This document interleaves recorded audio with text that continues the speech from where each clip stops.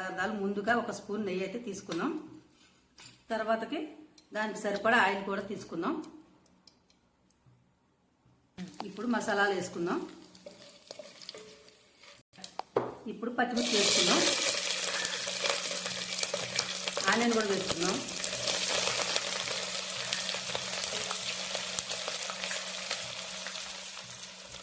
కరివేపాకు వేసుకుందాం.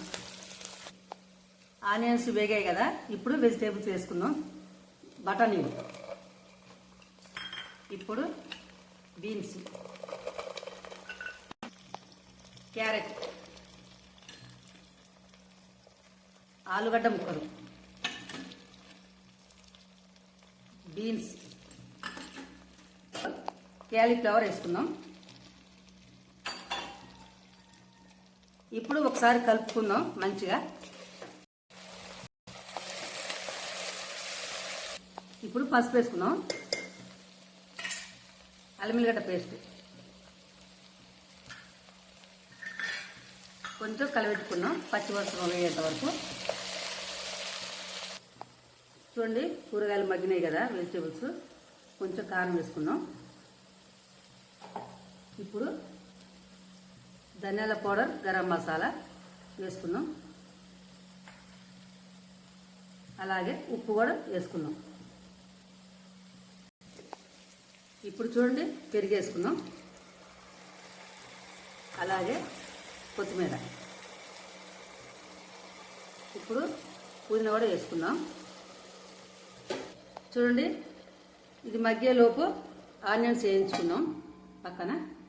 చూడండి ఇప్పుడు మనం కోసి పెట్టుకున్న ఉల్లిగడ్డలు ఉన్నాయి కదా, ఇవి ఫ్రై చేసుకున్నాం.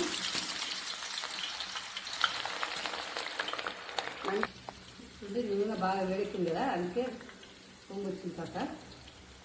చూడండి మంచి కలర్ వచ్చింది కదా, గోల్డ్ కలర్. తీసేసుకున్నాం.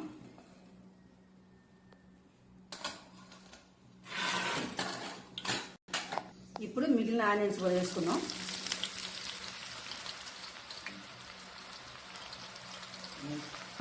మసాలాలు ఏ సుట్లో వేసుకుందాం. చూడండి ఇప్పుడు కొత్తిమీర, పుదీనా వేసుకుందాం. ఆనియన్స్ వేసుకుందాం. ఇప్పుడు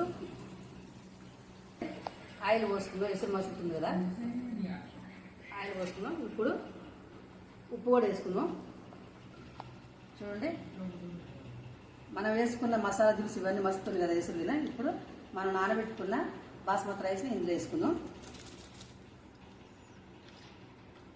చూడండి మంచి నాని బియ్యం. చూడండి ఒక్కసారి మంచిగా 4 పక్కలు కలుపుకుందాం. చూడండి ఇలా అన్నం ఉడికేటప్పుడే ఇలా నిమ్మకాయ పిండుకోవాలి. ఎందుకంటారా, అన్నం పొల్లు అవుతుంది అన్నమాట మంచిగా. చూడండి అన్నము ఈ రకంగా ఉన్నప్పుడే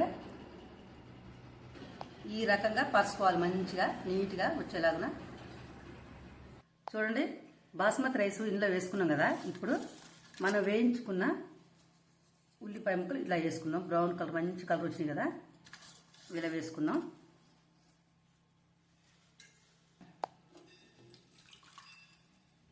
ఇప్పుడు కొత్తిమీర, పుదీనా మంచి ఇలా వేసుకుందాం.